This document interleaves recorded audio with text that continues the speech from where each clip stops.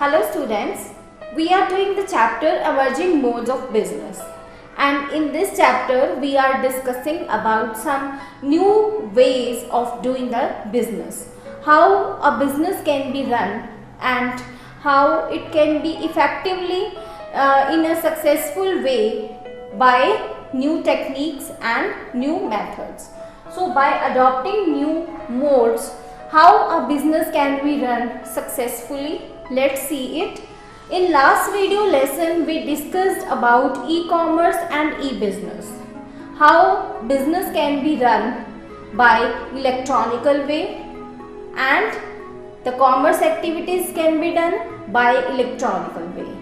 So through internet we can access our business, we can run our business very efficiently. Many more demerits are there in business while we contact to the customer. When we contact with the customers are far away from us. But when we approach to e-business, then there are some merits of electronic business which lies in the e-business and e-commerce. So we get the benefits of e-business and e-commerce nowadays. Today we will discuss about business process outsourcing and knowledge process outsourcing. The meaning of BPO means business process outsourcing and knowledge process outsourcing. So what is the meaning of these two terms?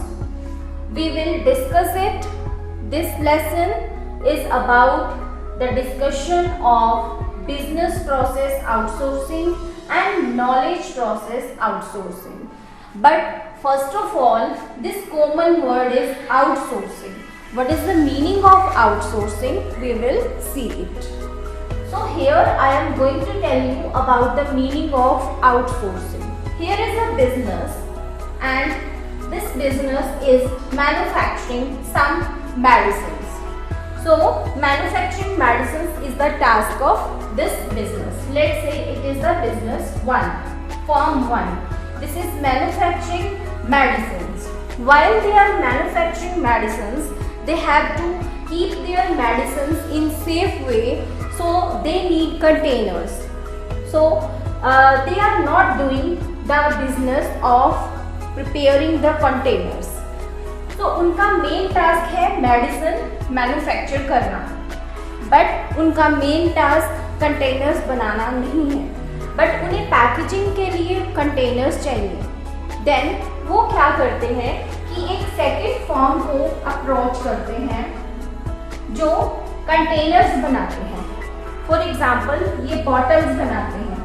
उन medicine को fill up करने के लिए bottles बनाते हैं और हम उस कंपनी को, उस बिजनेस को अप्रोच करते हैं, उस फर्म को अप्रोच करते हैं जो मैन्युफैक्चर करती है कंटेनर्स, सो दैट इसका टास्क, इस बिजनेस का टास्क इजीली हो जाए.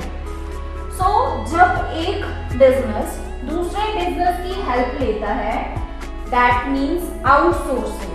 अपने सोर्सेज को कंप्लीट करने के लिए वो बाहर से, आउट मीन्स बाहर से किसी की हेल्प लेता है जो उस काम में एफिशिएंट है, बिकॉज इस बिजनेस का मेन पर्पस है bottles banana.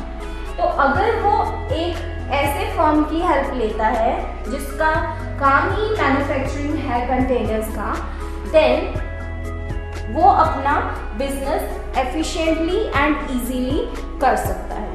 So outsourcing means to get the sourcing available from outside. अगर हम बाहर से कहीं से अपने सोर्सेज अवेलेबल करवाते हैं अपने बिजनेस में, देन हम उसे आउटसोर्सिंग कहते हैं. क्योंकि अगर हम एक पर्टिकुलर बिजनेस में डील कर रहे हैं तो ज़रूरी नहीं है कि उसके जो रिलेटेड एस्पेक्ट्स हैं उन सब में हम एफिशिएंट हैं. तो हमें दूसरों की हेल्प लेनी पड़ती है, हमारे बिजनेस से बाहर लोगों की हेल्प लेनी पड़ती है, बिजनेस की हेल्प लेनी पड़ती है, कुछ फर्म्स की हेल्प लेनी पड़ती है. इसके बहुत सारे बेनिफिट्स हैं। कौन कौन से बेनिफिट्स हैं आउटसोर्सिंग के? Let's see. Efficiency. What is the meaning of efficiency? अगर ये मेडिसिन बनाते हैं तो पर्टिकुलर काम में इनकी एफिशिएंसी है। देन अगर ये बॉटल्स नहीं बनाते हैं तो जब ये बॉटल्स बनाएंगे, पर्टिकुलर बिजनेस वन बिजनेस अगर बॉटल्स बनाएंगे तो ये वेस्टेज करेंगे, बिकॉज इनका फर्स्ट जो टारगेट है, जो मेन मोटो है, जो कोर एक्टिविटी है इस बिजनेस की, वो है मैन्युफैक्चरिंग मेडिसिन। तो जब ये मेडिसिन बनाएंगे तो वो उस काम को एफिशिएंटली कर सकते हैं। बट अगर हम बॉटल्स बनाने का काम कुछ ऐसे बिजनेस को दे देते हैं जिसका मेन जो कोर बिजनेस है वो बॉटल्स बनाना ही है, कंटेनर्स बनाना ही है, देन वो उसे एफिशिएंटली कर सकता है एंड विथ लेसर वेस्टेज। तो वेस्टेज भी कम होगा बिकॉज उनका जो मेन काम है वो कंटेनर्स बनाना है। तो वो एफिशिएंटली इस काम को कर सकते हैं। दोनों पर्टिकुलर बिजनेस अपने अपने काम को एफिशिएंटली करेंगे एंड विथ लेसर वेस्टेज। इसी तरह जो उनका फोकस है वो उनकी कोर एक्टिविटीज पे रहेगा। दो तरह की एक्टिविटीज होती है बिजनेस में, one is core activity and one is non core activity. Core activity means जो बेसिक चीज़ है, एक बिजनेस एक रन कर रहे हैं हम और उसका बेसिक जो काम है, दैट मीन्स यहाँ पे manufacturing medicine is the core business. Here manufacturing containers is the core activity of the business. So core activity here is to preparing medicine and to preparing containers is the core activity here. So non core activity means कि जो इस company के लिए, इस business के लिए containers बनाना non core activity हो गई। सो अगर इसका कंसंट्रेशन अपनी कोर एक्टिविटी पे होगा तो इफेक्टिवली ये अपना काम भी कर सकते हैं और कॉस्ट इफेक्टिव वे में कर सकते हैं। कॉस्ट इफेक्टिव वे मीन्स कि उनको कॉस्ट कम पड़ेगी। So this is the meaning of outsourcing, to get the sources available from outside is known as outsourcing. Now we will discuss about BPO. What is the meaning of business process outsourcing?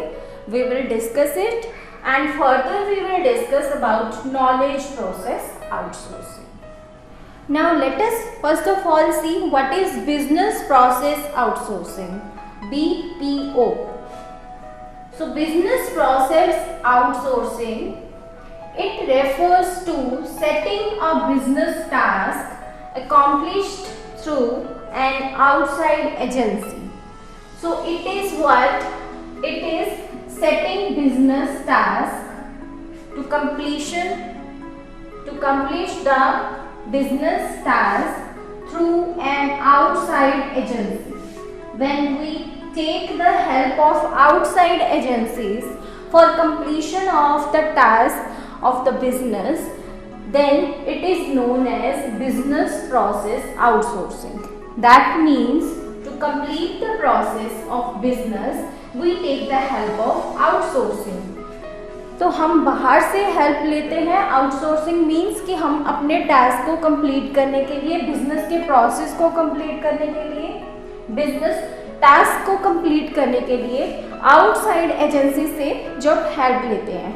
For example, अगर हम कोई manufacturing कर रहे हैं product, then हम उस product की advertisement के लिए एडवर्टाइजमेंट एजेंसीज को अप्रोच करते हैं। वो हमें सर्विसेज प्रोवाइड करती हैं एडवर्टाइजमेंट की in better way, in effective way than us, कि अगर हम खुद करेंगे तो हम उस काम में एफिशिएंट नहीं हैं, बिकॉज एडवर्टाइजमेंट एजेंसीज का काम ही एडवर्टाइजमेंट प्रोवाइड करना है, तो वो उस टास्क को अच्छे से कर सकते हैं। तो हम आउटसाइड एजेंसीज को अप्रोच करते हैं सो दैट कि उस काम में जो एफिशिएंट हैं लोग वो हमारी हेल्प कर सकें और बिजनेस टास्क को हम कंप्लीट कर सकें। इसका एक एग्जांपल है हमारे पास कॉल सेंटर्स। आजकल बिजनेस में क्या होता है कि अगर हम कोई भी बिजनेस रन कर रहे हैं, देन हम उस बिजनेस में डील कर रहे हैं और हमारा टारगेट लोगों की सेटिस्फेक्शन है, बिकॉज एक बिजनेस का मेन टारगेट होता है कंज्यूमर की सेटिस्फैक्शन। अगर कंज्यूमर सेटिस्फाइड हैं देन वो बिजनेस अच्छे से रन हो सकता है। फॉर एग्जाम्पल जैसे रिलायंस कंपनीज हैं तो उनके भी कॉल सेंटर्स हैं। कॉल सेंटर मीन्स एक ऐसी एजेंसीज हैं, ऐसे सर्विस प्रोवाइडर ऑर्गेनाइजेशंस हैं जो हमें हेल्प करती हैं, जिनको हम अप्रोच करते हैं कि आप हमारे कस्टमर्स की जो जितनी भी ग्रीवियंसेस हैं उनको आप लो और उनको आप सुनो और हमारे तक अप्रोच करो सो दैट हम उसको रिकवर कर सकें और अपना बिजनेस एफिशिएंटली रन कर सकें। सो कस्टमर ओरिएंटेड हमारा मेन टारगेट जो कॉल सेंटर्स का होता है वो कस्टमर्स को अप्रोच करना है। कस्टमर ओरिएंटेड है दैट मीन्स कि उनकी ग्रीवियंसेस को जो भी है उनकी नेगेटिव पॉइंट्स को, पॉजिटिव पॉइंट्स को जो प्रोडक्ट के रिगार्डिंग हैं उन्हें सुनना, एंड ये हमें 24 आवर्स 7 डेज सर्विस प्रोवाइड करती हैं। सो कॉल सेंटर्स का अगर हम देखें तो हमारा 70% जो बिजनेस अर्निंग्स हैं वो कॉल सेंटर्स के थ्रू इनकम्स जनरेट होता है। So this is one of the biggest organization that are giving the services under the business process outsourcing. That means they are providing us outsourcing for completing the business process. So this is business process outsourcing कि हम अपने business task को complete करने के लिए किसी outside agency की help लेते हैं। Then this is called BPO, business process outsourcing. So these are some examples of services that are covered under BPO.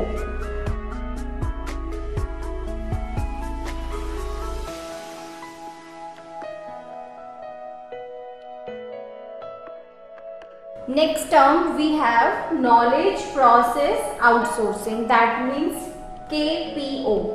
So what is the meaning of KPO? Let's see. In KPO business, firms get knowledge related and information related work done from an outside firm, involves high value work by skilled staff providing expertise and consultancy services. So in KPO business, knowledge process outsourcing business, firms get knowledge related. This is one of the main thing here, knowledge related and information related work done from an outside firm.